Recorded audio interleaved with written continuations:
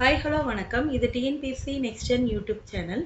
இப்போ நம்ம என்ன பார்க்க போறோம்னா, வெங்கடேசன் அவர்கள் எழுதின தற்கால தமிழ்நாட்டு வரலாறு அப்படிங்கிற புத்தகத்திலிருந்து சமூக நீதி அப்படிங்கிற ஒரு பாடத்தை பார்க்க போறோம். இந்த பாடம் எதில் கவர் ஆகுதுன்னா, டிஎன்பிஎஸ்சி நியூஸ் சிலபஸில் தமிழக வளர்ச்சி நிர்வாகம் அப்படிங்கிற டாப்பிக்ல கவர் ஆகுது. வெங்கடேசன் அவர்கள் எழுதின தற்கால தமிழ்நாட்டு வரலாறு அப்படிங்கிற புத்தகத்தை ப்ரிப்பேர் பண்ணணும்னு நினைக்கிறவங்களுக்கு இந்த வீடியோ நிச்சயமா பயனுள்ளதாக இருக்கும். இப்போ பாடத்துக்குள்ள போகலாம். சமூக நீதி, சமூக நலத்திட்டங்கள், இடஒதுக்கீடு அப்படிங்கிறத பத்தி பார்க்கலாம். இந்திய அரசியலமைப்பு சட்டத்தின் வழிகாட்டு விதிகள் சமுதாய சமத்துவத்தின் மூலம் சமத்துவ சமுதாயம் அமைவதற்கான முன் தேவைகளை பட்டியலிட்டுள்ளது. அடுத்ததா சமூக நீதி அப்படின்னா என்ன, பொருள் விளக்கம் பார்க்கலாம்.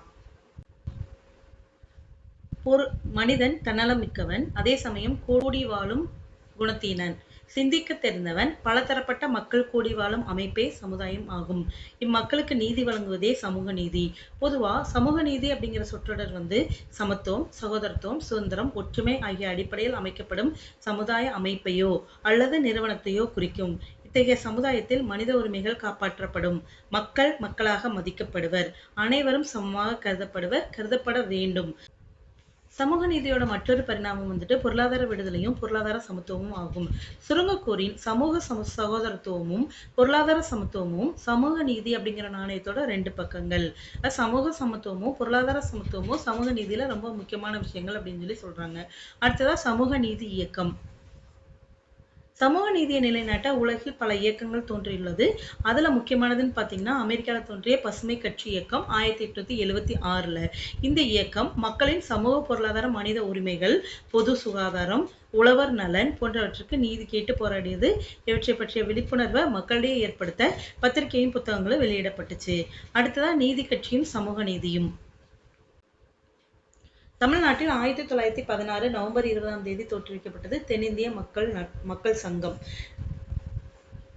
தென்னிந்திய நல உரிமை சங்கம் அப்படிங்கிற பேர்ல தோற்றுவிக்கப்பட்டுச்சு 1916 நவம்பர் 20. இது வெளியிட்ட நீதி, ஜஸ்டிஸ் அப்படிங்கிற ஆங்கில பத்திரிகையின் பெயராலதான் நீதி கட்சி, ஜஸ்டிஸ் பார்ட்டி என்று மக்கள் செல்வாக்கப்பட்டது. சமூக நீதியை குறிக்கோளா கொண்ட இக்கட்சி பிராமணர் அல்லாதோருக்கு கல்வி மற்றும் வேலை வாய்ப்புகள், கட்டாய இலவச தொடக்க கல்வி, மதிய உணவு திட்டம், தாழ்த்தப்பட்ட மாணவர்களுக்கு உதவித்தொகை, தொழிலாளர் நலன், பெண்களுக்கு வாக்குரிமை, இந்து அறநிலைய பாதுகாப்பு, தாழ்த்தப்பட்ட மக்களுக்கு நிலப்பட்டா, பஞ்சமர்கள் என அழைக்கப்பட்டோரை ஆதி திராவிடர் என பெயர் மாற்றம் செய்தது. யாவற்றுக்கும் மேலாக சாதிவாரி இடஒதுக்கீடு போன்ற பல புரட்சிகரமான முற்போக்கு சமூக நலத்திட்டங்களை நடைமுறைப்படுத்தியது. அதாவது நீதி கட்சி சமூக நீதி குறிக்கோளுக்கு செயல் வடிவம் கொடுத்தது. இந்த நீதி கட்சி தான் நம் சமூக நீதி குறிக்கோளுக்கு செயல் வடிவம் கொடுத்தது அப்படின்னு சொல்லலாம். அடுத்து அரசியலமைப்பு சட்டத்தில் சமூக நீதி. 1950 ஜனவரி 26 நடைமுறைக்கு வந்த இந்திய அரசியலமைப்பு சட்டம் இந்திய மக்கள் அனைவருக்குமே அடிப்படை உரிமைகளை வழங்குச்சு. இச்சட்டத்தின் வழிகாட்டு விதிகள் மக்கள் நல அரசை உருவாக்கணும், வாழ்க்கையின் அடிப்படை தேவைகளை பூர்த்தி பண்ணணும், பொருளாதார உடைமைகளை பகிர்ந்து அளிக்கணும், ஆண் பெண் வேறுபாடின்றி சம வேலைக்கு சம ஊதியம் அளிக்கணும், வேலை வாய்ப்புகளை உருவாக்கணும், 14 வயது வரை இருக்கிற குழந்தைங்களுக்கு கட்டாய கல்வி கொடுக்கணும், முதியோருக்கும் நோயாளிகளுக்கும் உதவி செய்யணும், கலாச்சார வசதிகளை மேம்படுத்தணும், கிராம பஞ்சாயத்துக்களை புதுப்பிக்கணும், குடிசை தொழிலை ஊக்குவிக்கணும், தாழ்த்தப்பட்டோர் நிலையை உயர்த்தணும், போதைப் பொருட்களை தடை செய்யணும், வரலாறு மற்றும் கலாச்சார முக்கியத்துவமுடைய இடங்களை பாதுகாக்கணும் போன்ற சமூக நலத்திட்டங்களை அடிக்கோடிட்டு காட்டுச்சு நம்மளோட இந்திய அரசியலமைப்பு சட்டம். மத்திய மாநில அரசுகள் பின்பற்ற வேண்டிய விதிகள் இதெல்லாமே அப்படின்னு சொல்லிட்டு சில விஷயங்கள் எல்லாம் சொல்லுச்சு. அடுத்த வழிகாட்டு விதிகள் சமூக நலத்திட்டங்களை மதிப்பீடு செய்வதற்கான அளவுகோலாகும். இந்த அளவுகோலை கொண்டு தமிழக அரசின் சமூக நலத்திட்டங்களையும் அவற்றின் சிறப்பையும் நம்மளால கண்டுபிடிக்க முடியும். சமூக நலத்திட்டங்கள், தமிழ்நாட்டோட சமூக நலத்திட்டங்கள் எப்படி இருந்ததுன்னு பார்க்கலாம். மாநில சமூக நல வாரியம். தமிழ்நாட்டில் சமூக நலத்திட்டங்கள் கட்சி வேறுபாடின்றி நிறைவேற்றப்படுகிறது. இதை பொறுத்தவரை கட்சி ஆட்சிகளுக்கிடையே ஆரோக்கியமான போட்டி தான் நிலவுதுன்னு சொல்லலாம். ஏன்னா எந்த கட்சி வந்தாலுமே சமூக நலத்திட்டங்களை சிறப்பாக செயல்படுத்திட்டு தான் இருக்காங்க. இந்தியா விடுதலை பெற்ற பின் தமிழக அரசு தாழ்த்தப்பட்ட மற்றும் பழங்குடி மக்களின் சமுதாய சமத்துவத்திற்காகவும் அவர்களுக்கான சமூக நலத்திட்டங்களை செவ்வனே செயல்படுத்துறதுக்காகவும் பிரத்யேகமா 1953 மாநில சமூக நல வாரியம் ஒன்றை உருவாக்கியிருக்காங்க. அடுத்ததான் நலத்திட்டங்கள். இவ்வாரியம் ஆதி திராவிடர், பழங்குடியினர், பெண்கள், குழந்தைகள், அனாதைகள் போன்றோருக்கான பல நலத்திட்டங்களை நிறைவேற்றியிருக்காங்க. அனைத்து மக்களுக்கும் ஆரோக்கியமான சுகாதார நலவாழ்வுக்கு திட்டமிடப்பட்டது. ஆரம்ப சுகாதார நிலையங்கள், துணை சுகாதார நிலையங்கள், நடமாடும் மருத்துவக் குழுவின் சுகாதார மையங்கள் நோய் தடுப்பு, நோய் நீக்க நடவடிக்கைகளில் ஈடுபட்டன. கிராம பொது சுகாதாரத்துக்கு சிறப்பிடம் கொடுக்கப்பட்டுச்சு. குடும்ப கட்டுப்பாடு திட்டம் துவங்கப்பட்டது 1956. ஆதி திராவிடர் துணை திட்டம், பழங்குடியினர் துணை திட்டம் நடைமுறையில் உள்ளன. அதே போன்று தமிழ்நாடு பிற்படுத்தப்பட்டோர் ஆணையம், தமிழ்நாடு பிற்படுத்தப்பட்டோர் பொருளாதார மேம்பாட்டுக் கழகம் 1982. மாநில சிறுபான்மையினர் ஆணையம் இதெல்லாமே செயல்பட்டு வருது. அடுத்ததா பிறமலை கள்ளர் வகுப்பை சேர்ந்த குழந்தைகளின் கல்வி மேம்பாட்டிற்காக கள்ளர் சீரமைப்பு பள்ளிகள் இயங்கிட்டு வருது. தமிழ்நாட்டு முதலமைச்சர்கள் அறிமுகப்படுத்திய சிறப்பு சமூக நல திட்டங்கள் யார் யார் என்னென்ன பண்ணாங்க அப்படின்னு சொல்லி கொடுத்துருக்காங்க. ராஜாஜி பின்பற்றிய மதுவிலக்கு திட்டம், கைத்தொழில் பாதுகாப்பு திட்டம், புதிய வேலைவாய்ப்பு கல்வி திட்டம், அடுத்ததா காமராஜர் கொண்டு வந்த மதிய உணவு திட்டம், சீருடை வழங்கும் திட்டம், உயர்நிலை பள்ளி வரை இலவச கல்வி திட்டம், அண்ணாதுரை அறிமுகப்படுத்திய விதவை மறுமண உதவி திட்டம், கருணாநிதி அவர்கள் நடைமுறைப்படுத்திய புதுமுக வகுப்பு வரை இலவச கல்வி, மதிய உணவு முட்டை, சமத்துவபுரம், வருமுன் காப்போம், அடுத்து அண்ணா மறுமலர்ச்சி திட்டம், உழவர் சந்தை திட்டம், நமக்கு நாமை திட்டம், 2 ஏக்கர் இலவச நிலத்திட்டம், படியரசி திட்டம், வேலையில்லா மாணவர்களுக்கு கல்வி உதவித்தொகை, வண்ண தொலைக்காட்சி பெட்டி வழங்கும் திட்டம், குடிசைகளுக்கு பதில் கான்கிரீட் வீடுகள் கட்டி கொடுக்கும் திட்டம், எம்ஜிஆர் செயல்படுத்திய சத்துணவு திட்டம், மேல்நிலை பள்ளி திட்டம், இலவச காலனி வழங்கும் திட்டம், சிறு விவசாயிகளுக்கு இலவச மின்சாரம், ஜெயலலிதா அவர்கள் அறிமுகப்படுத்திய தொட்டில் குழந்தை திட்டம், மாணவர்களுக்கு இலவச சைக்கிள் திட்டம், மழைநீர் சேகரிப்பு திட்டம், கோயில்கள்ல அன்னதான திட்டம். இந்த மாதிரி ஒவ்வொரு முதலமைச்சரும் மக்களோட மேம்பாட்டிற்காக நிறைய நலத்திட்டங்களை செயல்படுத்தியிருக்காங்க. அதுல சில முக்கியமான திட்டங்கள் பெண்கள் நலத்திட்டங்கள். ஆண் ஆதிக்க சமுதாயத்தில் பெண்கள் இலக்கியத்தில் போற்றப்பட்டு நடைமுறை வாழ்க்கையில் பல்வேறு கொடுமைகளுக்கும் அநீதிகளுக்கும் ஆளாக்கப்படுறாங்க. பெண்கள் பொருளாதாரத்துக்கும் பாதுகாப்புக்கும் ஆண்களை சார்ந்திருப்பது, பரம்பரை சொத்தில் பங்கின்மை, விதவை மறுமண மறுப்பு, வரதட்சணை கொடுமை, கல்வி மற்றும் மனித உரிமைகள் மறுக்கப்படல், வீடுகளிலும் வேலை செய்யும் இடங்களிலும் துன்புறுத்தப்படல், விவாகரத்து மறுக்கப்படல் போன்ற பல்வேறு பிரச்சனைகளுக்கும் பலியாகிறாங்க. தமிழ்நாட்டு வரலாற்றில் அவ்வப்போது பெண்கள் பாதுகாப்புக்கான நடவடிக்கைகள் எடுக்கப்பட்டுள்ளதை காணலாம். அது என்னன்னா, கணவனை இழந்த பெண்கள் எரிக்கப்பட்ட பழக்கம் ஒழிக்கப்பட்டது 1829. சதி ஒழிப்பு சட்டம் கொண்டு வரப்பட்டது 1829. வில்லியம் பெண்டிங் பிரபு, ராஜாராம் மோகன் ராயோட முயற்சியினால இந்த சதி ஒழிப்பு திட்டம் கொண்டு வரப்பட்டது. அடுத்த விதவைகள் மறுமண சட்டம் 1856. சாரதா சட்டம் குழந்தை திருமணத்தை தடை செய்தது 1929. 1829 சதி ஒழிப்பு சட்டம், 1929 சாரதா சட்டம். பெண்களுக்கு மூதாதையர் சொத்தில் சம பங்கு உரிமை வழங்கப்பட்டது 1956. வரதட்சணை தடுப்பு சட்டம் நிறைவேற்றப்பட்டது 1961. தொட்டில் குழந்தை திட்டம் நடைமுறைப்படுத்தப்பட்டது 1992. பெண்களுக்கென சுய வேலைவாய்ப்பு திட்டங்கள் செயல்படுத்தப்பட்டுள்ளன. இவையன்றி தமிழக அரசு பின்பற்றும் முக்கிய நலத்திட்டங்களான ஈவேரா மணியம்மையார் நினைவு விதவை பெண்களின் மகளுக்கு திருமண உதவித்தொகை, அதாவது விதவை பெண்களோட மகளோட திருமணத்துக்கு ஈவேரா மணியம்மையார் நினைவு திருமண உதவித்தொகை தரப்படுது. டாக்டர் தர்மாம்பாள் நினைவு விதவை பெண் மறுமண உதவித்தொகை, அன்னை தெரசா நினைவு அனாதை பெண்களுக்கு உதவித்தொகை, கலப்பு திருமண உதவி திட்டம், மகப்பேறு உதவி திட்டம், மகளிர் ஆணையம் மூலம் பெண்கள் உரிமைகள் பாதுகாப்பு, ஏழை விதவைகள் ஆதரவற்ற பெண்கள் பாதுகாப்புக்கான சேவை இல்லங்கள், இந்த மாதிரி உதவிகள் எல்லாம் செஞ்சுட்டு வராங்க. அடுத்ததா பெண்கள் முன்னேற்ற கழகம் 1986. தமிழ்நாட்டில் 1986-87 பெண்கள் முன்னேற்ற கழகம் அமைக்கும் திட்டம் உருவாக்கப்பட்டுச்சு. இக்கழகம் அமைக்கப்பட்டதன் நோக்கம் சமுதாயத்தில் மிகவும் பின்தங்கிய நிலையில் உள்ள பெண்கள் வாழ்க்கையில் முன்னேற வாய்ப்பளித்தல். இந்த கழகத்தோட பணிகள் என்ன மாதிரி இருந்ததுன்னா, பெண்களை தொழில் முனைவோர்களாக்குவது, பெண்களுக்கு தொழில் சம்பந்தப்பட்ட ஆலோசனைகளை கூறுவது, பெண்கள் பொருட்களை சந்தையில் வாங்க விற்க பயிற்சி அளிக்கிறது, பெண்கள் அனைத்து துறைகளும் முன்னேறுவதற்காக பயிற்சி முகாம்கள் அமைத்து தொழில்திறன் பயிற்சி அளித்தல், கூட்டுறவு அமைப்புகள் நடத்துவதில் ஊக்கமளித்து ரேஷன் கடைகள், சிறப்பு அங்காடி, துணிமணி கடைகள் போன்றவற்றை பெண்களை பொறுப்பேற்று நடத்த வாய்ப்படுத்தல், பெண் கல்வியை ஊக்குவித்தல் மற்றும் குடும்ப நலத்திட்டம், குழந்தைகளை பராமரிக்கும் முறை, அடுத்ததா வந்துட்டு கர்ப்பிணிகளுக்கு சத்துணவு போன்றவற்றுக்கு உதவி புரிதல். இது எல்லாமே வந்துட்டு இந்த பெண்கள் முன்னேற்ற கழகத்தோட பணிகளா இருந்தது. அடுத்ததா பெண் காவல் நிலையங்கள். தனிச்சிறப்பு. தமிழ்நாட்டு காவல்துறை 150 ஆண்டுகால பழமை வாய்ந்தது. இந்தியால தமிழகத்துல 5வது பெரிய காவல்துறை செயல்படுது. அது மட்டுமல்ல, நாட்டிலேயே பெண் காவலர்கள் அதிக எண்ணிக்கையில தமிழ்நாட்டுல தான் இருக்காங்க. அதாவது டோட்டலா இந்தியால பார்த்தீங்கன்னா, இந்தியால இருக்கிறதுல தமிழக காவல்துறை தான் 5வது இடத்தை பெறுது. அது இல்லாம அதிக பெண் காவலர்கள் தமிழ்நாட்டுல தான் இருக்காங்க. தமிழ்நாட்டுல தான் பெண் காவல் நிலையங்கள் அதிக எண்ணிக்கையில செயல்படுது. அதே மாதிரி முதலாவது சிறப்பு பெண் பட்டாலியன் காவல் பிரிவும், முதல் பெண் கமாண்டோ பிரிவும் இருக்கிற இடம் தமிழ்நாடு தான். இதெல்லாமே தமிழ்நாட்டுக்குரிய தனிச்சிறப்புகள். அடுத்ததா பணிகள். தமிழ்நாட்டு பெண் காவல் நிலையங்கள் மேற்கொள்ளும் பல்வேறு பணிகள். என்னென்ன பணிகளை மேற்கொள்றாங்க? பெண்கள், குழந்தைகள் தொடர்பான குற்றங்களை கண்டுபிடிக்கிறது, பாதை தவறிய காணாமல் போன பெண்களை மீட்பது, பெண் குற்றவாளிகளை கண்டுபிடிச்சு கைது செய்து சிறையில் அடைக்கிறது, இளம் சிறார் பாலின குற்றங்களை கண்டுபிடிக்கிறது, பெண்கள் கூட்டம் ஊர்வலம் நடத்தும் போது சட்டம் ஒழுங்கை பராமரிக்கிறது, போராட்டம் நடத்தும் பெண்களோட பேசி தீர்வு காணுறது, பெண் பிரபலங்கள் வரும்போது அவங்களுக்கு பாதுகாப்பு கொடுக்கிறது, திருவிழாக்கள், கேளிக்கை இடங்கள், சுற்றுலா மையங்கள் ஆகியவற்றில் பாதுகாப்பு ஏற்பாடுகள் செய்தல், போக்குவரத்து சீரமைப்பு பணிகளுக்கு உதவி செய்தல். அடுத்ததா பரத்தையர் இல்லங்கள்ல இருக்கிற பெண்களை மீட்டு அவங்கள பாதுகாப்பு இல்லங்கள்ல சேர்க்கிறது. இதெல்லாமே பெண் காவல்துறையோட பணிகளா கருதப்படுது. அடுத்து பெண்களுக்கு சட்ட பாதுகாப்பு.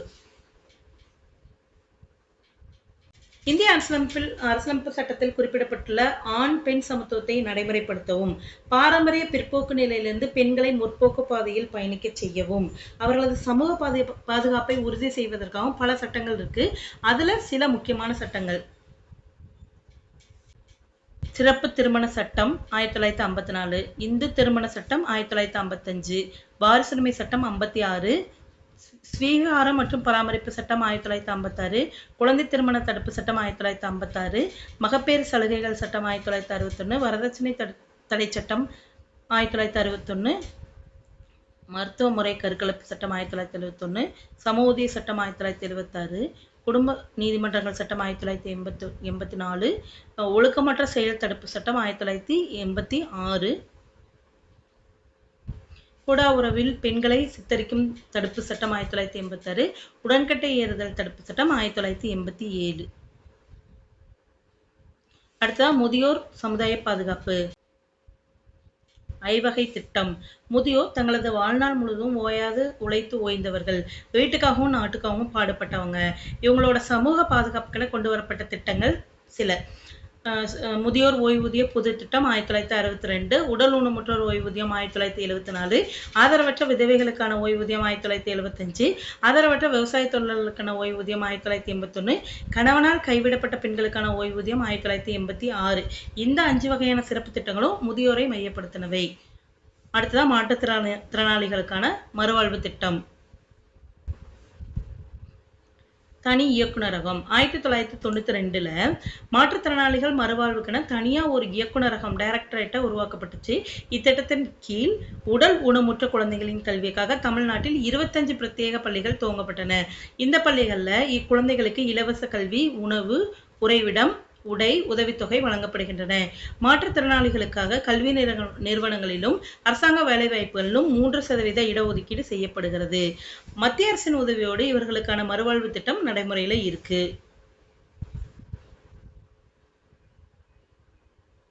இடஒதுக்கீட்டு கொள்கை நினைப்பும் நடைமுறையும். இடஒதுக்கீட்டு கொள்கை கடந்த 2500 ஆண்டு காலமாக இந்தியாவில் படிநிலை சாதி முறை ஆழமாக வேரூன்றி வளர்ந்துவிட்டது. தீண்டாமை இச்சாதி முறையில் மனிதாபிமானமற்ற அருவருக்கத்தக்க காட்டுமிராண்டித்தனமான வெளிப்பாடுதான் தீண்டாமை. வரலாற்று கொடுமையிலிருந்து ஆதி திராவிடர் மற்றும் பழங்குடியினரை பாதுகாப்பதற்காக இந்திய அரசியலமைப்பு சட்டம் இவர்களுக்கு சட்ட பாதுகாப்பு அளிப்பதற்காக இடஒதுக்கீட்டு கொள்கை ரிசர்வேஷன் பாலிசி அறிமுகப்படுத்துச்சு. அரசியலமைப்பு சட்ட காதாக்கள் இந்த இடஒதுக்கீடு 10 ஆண்டு காலத்துக்கு மட்டுமே 1950லேருந்து 60 வரைக்கும் மட்டும்தான் பின்பற்றப்படணும் அப்படின்னு சொல்லி ஒரு காலக்கெடு விதிச்சாங்க. ஆனால் அரசியல்வாதிகள் அரசியல் ஆதாயத்துக்காக இக்காலக்கெடுவை 10 ஆண்டுகளுக்கு ஒரு முறை பரிசீலித்து புதுப்பித்து விரிவுபடுத்தி நிரந்தரமாக்கிட்டாங்க. வெறுப்புக்குரிய சமனற்ற சமத்துவமற்ற சாதி முறை சாகா வரம் பெற்று விட்டது. தமிழ்நாட்டில் இடஒதுக்கீடு கொள்கை எப்படி இருந்தது அப்படின்னு சொல்லி பார்க்கலாம். திமுக அரசுல தமிழ்நாட்டுல இடஒதுக்கீடு வரலாற்றோடு ஒன்றி நிற்கிறது. இந்தியா விடுதலை அடைவதற்கு முன் தமிழ்நாட்டை ஆட்சி செய்த நீதி கட்சி இடஒதுக்கீட்டு கொள்கைக்கு அடிக்கல் நாட்டியது. விடுதலைக்கு பின்னர் இந்திய அரசியலமைப்பு சட்டம் நடைமுறைப்படுத்தப்பட்ட பின்னர் தமிழ்நாட்டில் இடஒதுக்கீடு 41% பிற்படுத்தப்பட்ட மற்றும் பழங்குடியினருக்கு 16%, பிற்படுத்தப்பட்ட வகுப்பாருக்கு 25% இருந்தது. 1971ல சட்டநாதன் கமிஷனோட பரிந்துரையின்படி இடஒதுக்கீட்டு விகிதம் மாற்றப்பட்டு பிற்படுத்தப்பட்ட வகுப்பாருக்கு 16%, மிகவும் பிற்படுத்தப்பட்ட வகுப்பாருக்கு 17% அப்படின்னு சொல்லிட்டு பின்பற்றப்பட்டுச்சு. திமுக அரசு பிற பின்பற்ற வகுப்பாருக்கான இடஒதுக்கீட்டை 31%ஆகவும் ஆதி திராவிடர் மற்றும் பழங்குடியினருக்கான இடஒதுக்கீட்டை 18%ஆகவும் உயர்த்தி மொத்த இடஒதுக்கீட்டை 49%ஆ உயர்த்துச்சு திமுக அரசு. அதுக்கடுத்து அதிமுக அரசு. அதிமுகவோட எம்ஜிஆர் ஆட்சி காலத்துல ஆண்டு வருமான அடிப்படையில சாதி பாகுபாடின்றி அனைவருக்கும் சமூக நீதி வழங்கும் பொருட்டு இடஒதுக்கீட்டு கொள்கையில் அடிப்படை மாற்றத்தை கொண்டு வந்தாங்க 1980ல. இப்புரட்சி திட்டத்தை திமுகவினரும் பிற எதிர்க்கட்சியினரும் கடுமையா எதிர்க்கிறாங்க. எதிர்ப்பை உறுதியுடன் எதிர்கொள்ள முடியாத அதிமுக அரசு அதன் புதிய இடஒதுக்கீட்டு கொள்கையை திரும்ப பெற்றுக்கொண்டது. அது மட்டுமல்ல, பிற பிற்பட்ட வகுப்பினருக்கான இடஒதுக்கீட்டை 50%ஆக அதிகரித்து மொத்த இடஒதுக்கீடு 69%ஆ உயர்த்துச்சு. அடுத்ததா வன்னியர் போராட்டம். 1989ஆம் ஆண்டு சாதி அமைப்பான வன்னியர் சங்கம் மாநிலம் தழுவிய சாலை மறியல் போராட்டத்தை கட்டவிழ்த்து விட்டது. அவர்கள் வன்னியர்களுக்கென மாநில அரசாங்க வேலையில 20%, மத்திய அரசாங்க பணியில 2% இடஒதுக்கீடு கேட்டு போராடுறாங்க. இந்த போராட்டத்துக்கு பணிந்த திமுக அரசு பிற பிற்படுத்தப்பட்ட வகுப்பார் அதர் பேக்வர்டு கிளாஸ்னும் மிகவும் பிற்படுத்தப்பட்ட வகுப்பார் மோஸ்ட் பேக்வர்டு கிளாஸ்னும் 2ஆ பிரிச்சுச்சு. அதன்படி 30%, 20% என்றும் பழங்குடியினருக்கு 1% என்றும் மொத்த இடஒதுக்கீட்டை 69%ஆ அதிகரிச்சாங்க. அடுத்ததா பாலேடு அடுக்கு.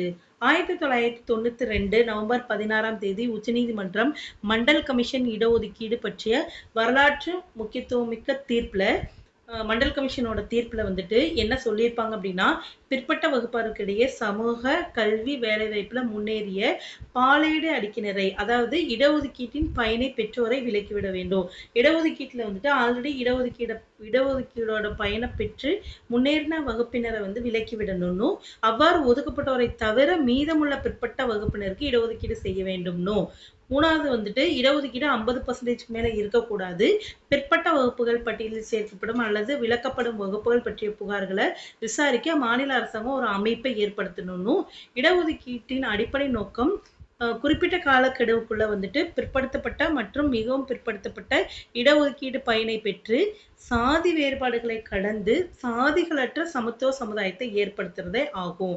இதற்கு மாறா பிற்படுத்தப்பட்ட மற்றும் மிகவும் பிற்படுத்தப்பட்ட வகுப்பினரில் இடஒதுக்கீட்டின் முழு பயனையும் பெற்றுக்கொண்டு கல்வி, வேலைவாய்ப்பு, பொருளாதார நிலையில் உயர்ந்த பின்னரும் இடஒதுக்கீட்டு பலன்களை தொடர்ந்து பெறுவதால் அவர்களை விட மிகவும் தங்கிய நிலையில இருக்கிறவங்க அந்த வாய்ப்பினை பெற முடியாமல் போகுது. அதன் விளைவாக முன்னேறியர் மேலும் முன்னேற பிற்பட்டவர் பிற்பட்ட நிலையிலே தேக்கமுற்று இருக்க வேண்டிய கட்டாயம் ஏற்படுது. இது சமூக அநீதி. எனவே பிற்பட்டோரில் முற்பட்டோர் விலகி கொண்டு எஞ்சிய பிற்பட்டோர் முன்னேற வழிவிட வேண்டும் என்பதற்காக உச்சநீதிமன்றம் கொடுத்த தீர்ப்பே காட்டிய வழி, சமூக நீதிக்கு காட்டிய வழியே பாலேடு அடுக்கு அளவுகோல். ஆனால் தமிழக அரசு உச்சநீதிமன்றம் கொடுத்த தீர்ப்பை ஏத்துக்கல. அடுத்ததான் இடஒதுக்கீட்டுக்கு எதிர்ப்பு. 1994ஆம் ஆண்டு வாய்ஸ் அப்படிங்கிற நுகர்வோர் மன்றத்தின் சார்பாக KM விஜயன் தமிழக அரசோட 69% இடஒதுக்கீட்டுக்கு எதிராக உச்சநீதிமன்றத்துல ஒரு வழக்கு ஒண்ணு தொடர்றாரு. இந்த வழக்கை விசாரித்த உச்சநீதிமன்றம் தமிழக அரசு 50% இடஒதுக்கீடை பின்பற்றணும் அப்படின்னு சொல்லி அறிவுறுத்துது விஜயன் கேஸ்ல. அடுத்ததா தமிழக அரசு 69% இடஒதுக்கீட்டை வந்துட்டு 9வது அட்டவணையில சேர்த்துருச்சு. இதை எதிர்த்து உச்சநீதிமன்றத்தில் வழக்கு பதிவு செய்வதற்காக புதுடில்லி சென்ற KM விஜயன் மிருகத்தனமாக தாக்கப்பட்டார். அவர் தொடுத்த வழக்கு இன்னும் உச்சநீதிமன்றத்தில் நிலுவையில் உள்ளது. 2006ஆம் ஆண்டு உச்சநீதிமன்றம் மீண்டும் தமிழக அரசை இடஒதுக்கீட்டு பயன்களிலிருந்து பாலேடு அடுக்கு பிரிவினரை நீக்கணும் அப்படின்னு சொல்லி கேட்டுக்குச்சு. தமிழ்நாடு அரசாங்கத்தின் 69% இடஒதுக்கீடு பற்றிய இறுதி முடிவு உச்சநீதிமன்றத்தின் 9 உறுப்பினர்கள் கொண்ட அரசியலமைப்பு சட்ட பெஞ்சின் தீர்ப்பை பொறுத்தே இருக்குது. அடுத்ததா இடஒதுக்கீட்டுக்கு ஆதரவு. பிறப்பு அல்லது வர்ண அடிப்படையிலான சாதி முறை சங்ககால தமிழரோட சமுதாய அமைப்பு இல்ல. அது சமயம் சாரா, இயற்கையான, இயல்பான, திணைவாரியான வகுப்பு முறை. படிமுறை சாதி அமைப்பு செயற்கையானது, போலியானது, தமிழ் சமுதாயத்தின் மீது திணிக்கப்பட்ட ஒன்று. இந்திய விடுதலைக்காக போராடிய தலைவர்கள் சாதிகள் அற்ற சமத்துவ சமுதாயத்தை காண விரும்பினாங்க. அவங்களும் சமூக சீர்திருத்தவாதிகளும் இயக்கங்களும் சாதியை சமுதாய ஒற்றுமைக்கு தடையாதான் கருதுனாங்க. தமிழ்நாட்டை பொறுத்தவரை நீதி கட்சி சமூக நீதி கொள்கை அளவில் ஏற்றுக்கொண்டது. சமூக நீதியை கொள்கை அளவில் ஏத்துக்குச்சு நீதி கட்சி. பெரியார் ஈவே ராமசாமி மக்களிடையே பகுத்தறிவை பரப்பி சுயமரியாதை உணர்வை உருவாக்கி நாத்திகத்தை வளர்த்து சமதர்ம சமத்துவ சமுதாயத்தை காண்பதற்காகவே தனியே ஒரு இயக்கத்தையே நடத்தினாரு. நீதி கட்சியை கைப்பற்றி அதை திராவிட கழகமாக உருமாற்றம் செய்து சமூக சீர்திருத்தத்துக்காக உழைத்தார். பெரியார் போட்டுக் கொடுத்த சமூக சீர்திருத்த பாணியில் பயணித்த திராவிட கட்சிகள் திமுக, அதிமுக அப்பாதையிலிருந்து வெகு தூரம் விலகி சென்று விட்டன. முதலமைச்சர்கள் அண்ணாதுரையும் எம்ஜிஆரும் இதற்கு விதிவிலக்கு. அண்ணா சாதி முறைக்கு எதிரானவர், சாதி பாகுபாட்டை களைவதில் அக்கறை கொண்டவர். ஆனால் சாதி பேதமற்ற சமுதாயம் என்ற கனவை நனவாக்குவதற்கு முன் இயற்கை எழுதினார். எம்ஜிஆர் அவரது ஆட்சி காலத்தில் அரசாங்க வேலைகளுக்கும் கல்வி வாய்ப்புகளுக்கும் பதில் ஆண்டு வருவாயா அளவுகோலா கொள்ள வேண்டும் அப்படின்னு அறிவிச்சாரு. அவருக்கு முன்பும் பின்பும் ஆட்சி பொறுப்பேற்றவங்க அரசியல் ஆதாயத்துக்காக சாதி கட்சிகளை ஆதரிச்சு தேர்தலில் அக்கட்சிகளுடன் கூட்டணி வைத்துக்கொண்டு ஆட்சி அமைத்து சாதியின் அடிப்படையில் அமைந்துள்ள இடஒதுக்கீட்டு கொள்கையை முடிந்த அளவுக்கு விரிவுபடுத்தி சாதி அமைப்பு முறையை மேலும் பலப்படுத்தி சாசுவதமாக்கி விட்டாங்க. இவ்விருவருமே உச்சநீதிமன்றம் உருவாக்கி கொடுத்த பாலேடு அடுக்கு அளவுகோலை ஏற்றுக்கொண்டு சமூக நீதியை நிலைநாட்டுறதுக்கு தயாரா இல்லை. அடுத்ததா சாதி கட்சிகள். தமிழ்நாட்டில் சாதி கட்சிகளின் முன்னோடியாக திகழ்பவர் பாட்டாளி மக்கள் கட்சியை தோற்றுவித்த மருத்துவர் ராமதாஸ். இவர் போட்டுக் கொடுத்த சாதி பாதையில் பயணிக்கும் கட்சிகள் தான் புதிய தமிழகம், விடுதலை சிறுத்தைகள், மக்கள் தமிழ் தேசம், தேசிய நீதி கட்சி, தமிழ்நாடு முத்தரையர் சங்கம், கொங்குநாடு மக்கள் கட்சி, அகில இந்திய சமத்துவ கட்சி. இதெல்லாமே போட்ட சாதி கட்சிகள் அமைப்புகள். இவை சாதியை சாகாமல் தாங்கி பிடிக்கும் தூண்கள்.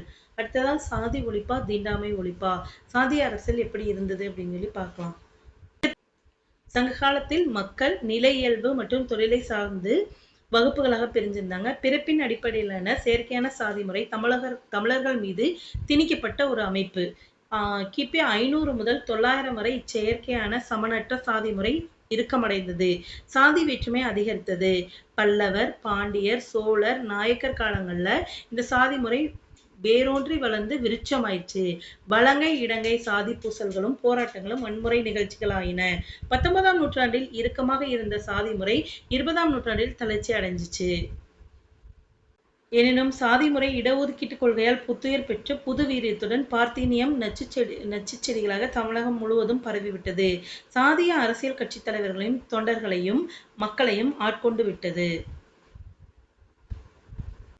சாதிய அரசியல் கட்சி தலைவர்களையும் தொண்டர்களையும் மக்களையும் ஆட்கொண்டு விட்டது. அடுத்ததான் சாதி ஒழிப்பு. தமிழ்நாட்டு வரலாற்றில் ஒரு பக்கம் சாதி முறை வளர்வதையும் மறுபக்கம் சாதி ஒழிப்பு முயற்சிகள் மேற்கொள்ளப்பட்டதையும் காணலாம். சமத்துவமற்ற சாதி முறை ஒழிப்புக்கு உரக்க குரல் கொடுத்தார் திருவள்ளுவர். அவர் கல்வியும் ஒழுக்கமும் மட்டுமே ஒருவரது சமுதாய நிலைகளை தீர்மானிக்கிறது, பிறப்பு கிடையாது.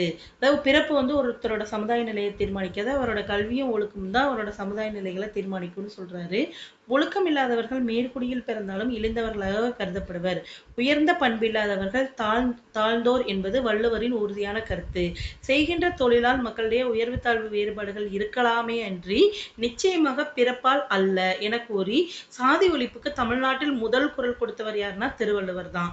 திருவள்ளுவரை தொடர்ந்து நாலாடியாரும் சமணர்களும் சாதி ஒழிப்பு முயற்சியை முன்கொண்டு சென்றனர். தமிழகத்தில் பக்தி இயக்கம் பலம் பெற்று நல்லொழுக்கம் என்பது இறையன்பே என்பது தமிழர்களின் சிந்தனையை கற்பனை கடவுள் உலகு பக்கம் திசை திருப்பிய போது சித்தர்கள் வெகுண்டிருந்தாங்க. காணப்பா சாதிக்குளம் எங்கட்கில்லை என்று முழங்கினார் சிவவாக்கியர். வரைச்சியாவதேதடா பணத்தியாவதேதடா சாதி பிரிவினரை தீமூட்டுவோம் சாதி பேதங்கள் சமயத்தோர்க்கே அல்லாதது சர்சாதுகளுக்கே சாதி பேதம் இல்லை அகப்பை தானாக நின்றவர்க்கு என்று கூறி பாய்ந்தனர் சித்தர்கள். சித்தர்களுக்கெல்லாம் சித்தராய் திகழ்ந்த வடலூர் வள்ளலார் ராமலிங்க அடிகளார் நால்வருணம் ஆசிரமம் ஆசாரம் முதலா நவின்றே கலை சரிதமெல்லாம் பிள்ளை விளையாட்டை என எள்ளி நகையாடினார். அது மட்டுமல்ல, வள்ளலார் ஒருபடி மேல் சென்று இருச்சாதி தத்துவ சத்திர குப்பை என்றும் சாதியிலே மதங்களிலே சமய நெறிகளிலே சாத்திர சந்தடிகளிலே கோத்திர சண்டையிலே ஆதியிலே அபிமானித்து அலைகின்ற உலகீர் என்று கூறி சாதி சமய வேறுபாடற்ற சமத்துவ சன்மார்க்கத்தில் சேர அழைப்பு விடுத்தார். வள்ளலார் சாதி ஒழிப்புக்காக போராடினார், உயிர் தியாகம் செய்தார். அடுத்ததா தீண்டாமை ஒழிப்பு. தமிழ்நாடு ஆங்கிலேயர் ஆட்சியின் கீழ் வந்தது. இந்தியாவை ஆங்கிலேய ஆதிக்கத்திலிருந்து விடுவிப்பதற்கான போராட்டம் காட்டுத்தீ போல பரவுச்சு. போராட்ட தலைவர்கள் தீண்டாமை ஒழிப்பின் மூலம் சாதி முறையை ஒழிச்சிடலாம் அப்படின்னு சொல்லி நம்பினாங்க. அவர்களது கவனம் சாதி ஒழிப்பிலிருந்து தீண்டாமை ஒழிப்பின் மீது நிலை கொண்டது. அவர்கள் நோயை ஒழிப்பதற்கு பதில் நோயின் அறிகுறிகளை பத்தி கவலைப்பட்டாங்க. நோயை புணுகு பூசி குணப்படுத்தி விடலாம் என்ற மாயையில் தங்களை இழந்தனர்.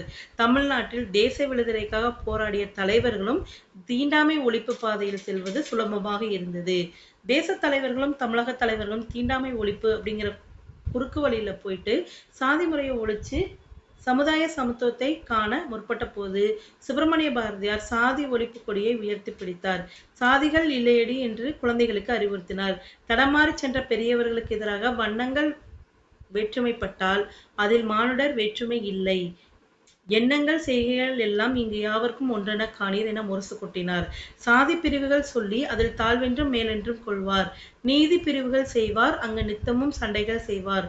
சாதி கொடுமைகள் வேண்டாம் என்று எச்சரித்தார்.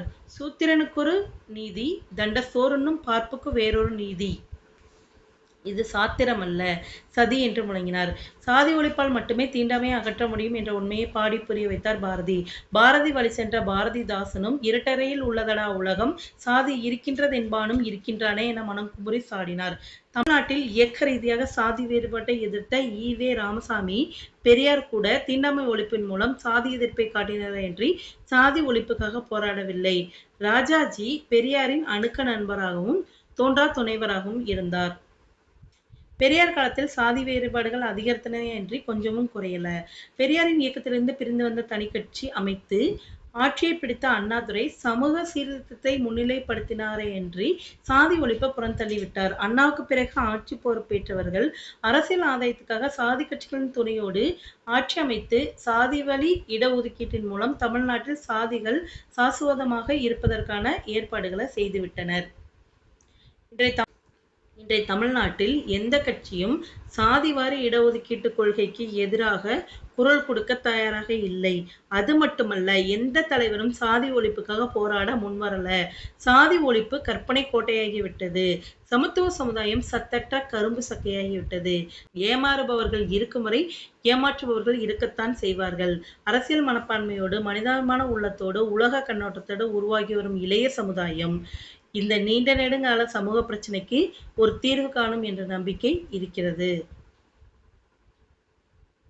தேங்க்யூ.